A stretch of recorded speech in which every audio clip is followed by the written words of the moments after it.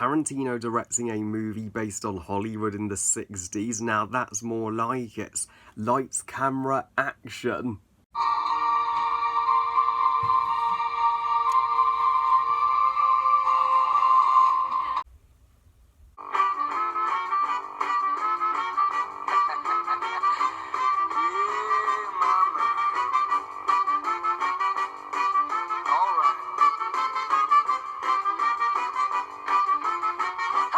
Once Upon a Time in Hollywood, directed by Quentin Tarantino and tells the story of actor Cliff Dalton, played by Leonardo DiCaprio, and his stunt double, Cliff Booth, played by Brad Pitt, as they are stars in Hollywood in 1969 during the peak of the golden age of Hollywood, and the film industry is now drastically changing to the point where they don't even recognise it anymore, and at the same time tells the story of actress Sharon Tate, played by Margot Robbie, and also includes the Manson murders. While I'm still in the Quentin Tarantino fandom, and he is still one of the greatest directors in the film industry today, he has recently been dropping the ball with his movies, for me personally. I mean, his previous movie, The Hateful Eight, back in 2015, I didn't care for. It's a passable western at best, but it's felt so similar to Django Unchained that I couldn't tell which movie was which. And when I found out Tarantino was directing a movie based on Hollywood in the 60s from Empire magazine, I thought to myself, you won me over, Tarantino. That's exactly the kind of movie from you that I want to see. And when I heard it was also including the Manson murders, that's when I got slightly worried. I thought, oh god, this isn't going to be Django Unchained all over again, is it? Where it's a little grim and gruesome and hard to sit through. I was praying it would be Tarantino's most light-hearted movie. After a prolonged wait, so sadly, we UK moviegoers were forced to... After a prolonged wait, sadly, we UK moviegoers were forced to wait until August to go and check out this movie. But I can gladly say I am so pleased I saw Once Upon a Time in Hollywood. Good job, Tarantino. This is your first great movie since Inglorious Bastards 10 years ago. And while not an entirely flawless movie, it sure is one of the greatest of summer 2019.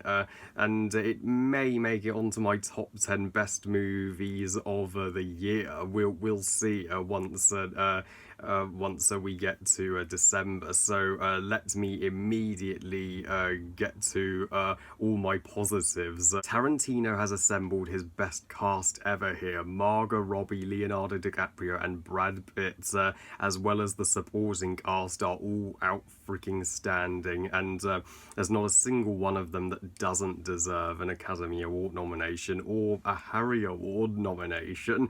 And this is Leonardo DiCaprio's second appearance in a Tarantino movie after Django Unchained, and he is even better here as actor Rick Dalton, and Brad Pitt as Clint Booth, Rick's stunt double. Yeah, this is Brad Pitt's first, legitimately awesome performance in a movie in years, and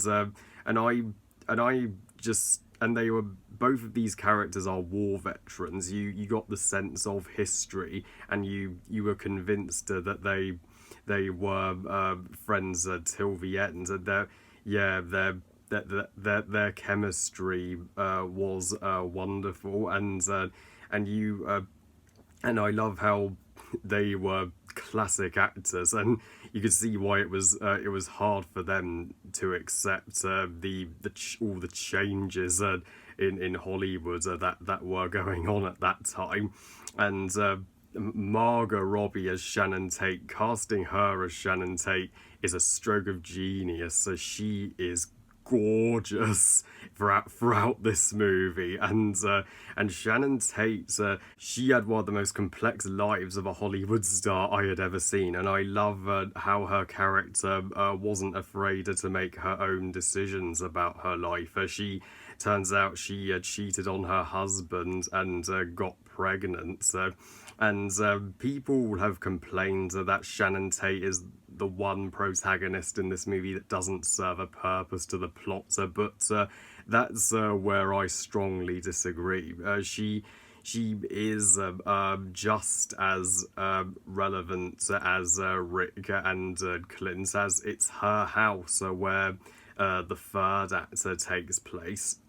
So if you removed her from the movie, it wouldn't make any sense. So yeah, Margot Robbie, freaking awesome as always. She is still one of my movie crushes, and I am totally pumped to see her reprise her role as Harley Quinn in Birds of Prey in 2020. And even the supporting cast from Al Pacino to Dakota Fanning, they all get some spotlight moments. And the thing I dug about this movie most of all was the awesome 60s time period setting in Hollywood. As an aspiring movie director and filmmaker myself, to go back to that golden age in this movie, it was like I was just having the most awesome dream ever that I didn't want to wake up from. Tarantino freaking nailed the 60s. I mean, he nails every single period setting in his movies. You can see his, he's such a historical director. You can see his love for historical movies in every single frame of this movie, and the 60s is also a special decade to me, as it was the decade my mum was born, and it was extraordinary and inspiring to see how movies were made back then. And the one moment which involves the Manson murders without being too gory, thankfully, was when Clint goes to the Manson murders, a primary base to confront the family, and that scene was a master at building tension without resorting to gore. So I tip my hat to Tarantino for that. So now here's where we get to my minor negatives with this movie that prevents it from being a flat-out masterpiece. While I was loving the first and second acts of this movie, I was totally into the first 2 hours of it. But after that point, where we get to the third act, I was getting bored, because again, this is an exact same flaw I had with the Django Unchained.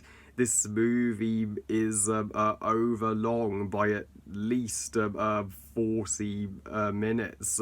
I have no idea why Tarantino is obsessed with the 2 hour and 40-minute running time.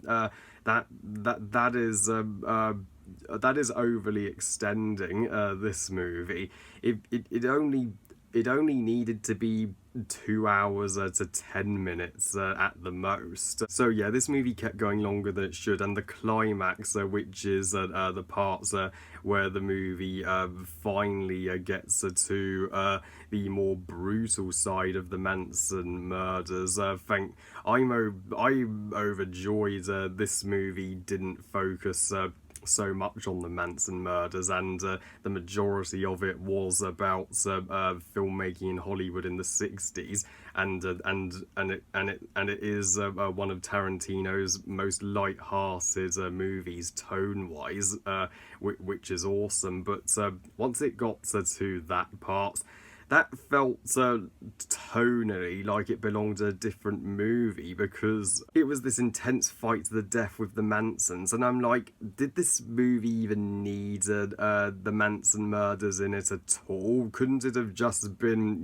focused on, the 60s in Hollywood? That's what we came to see. But overall, even with those tiny gripes, Once Upon a Time in Hollywood is still a fucking great Tarantino movie, and it's the one movie this August that I would recommend seeing over all the others by a clear country mile. I give Once Upon a Time in Hollywood 4 stars out of 5. Great movie. I automatically feel better now that I've finally seen a great movie this month, and after Once Upon a Time in Hollywood, I literally can't wait to see what Tarantino directs in the future. I'm sure he has plenty of inspiration up his sleeve. Well, I love you guys, thank you for watching, I hope you guys enjoyed this review, and what do you think of Once Upon a Time in Hollywood, and what's your favourite and least favourite Tarantino movie? Please comment and let me know. Please like this video and subscribe. Please follow me on Twitter and on Instagram, and I'll see you all next time when I review Dora and the Lost City of Gold. Fingers crossed that movie will be better than I predict, as I've heard some have surprisingly enjoyed it. And remember, movies are us. Bye guys.